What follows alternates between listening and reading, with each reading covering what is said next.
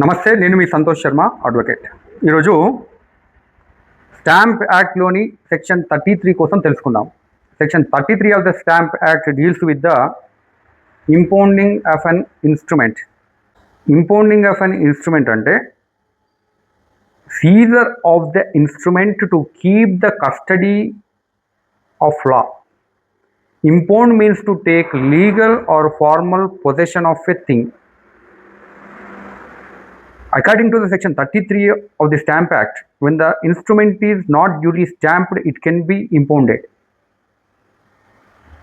The object of the impounding is to protect the revenue of the state.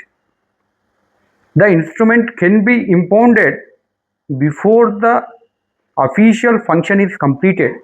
Once it is completed, it cannot be impounded. For example, a register can impound the instrument before it is registered. Once it is registered, it cannot be impounded. అట్లాగే ఒక ఇన్స్ట్రుమెంట్ని కోర్టులో సాక్ష్యంగా దాఖలు చేసిన తర్వాత, judgement కూడా pronounce అయిన తర్వాత రీఓపెన్ చేసి ఆ ఇన్స్ట్రుమెంట్ని ఇంపౌండ్ చేస్తామంటే కూడా కుదరదు.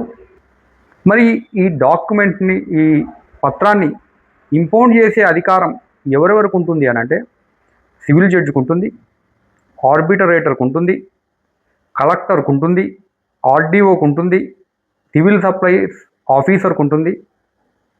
ఇట్లాంటి అధికారులకు ఇంపౌండ్ చేసే అధికారం ఉంటుంది.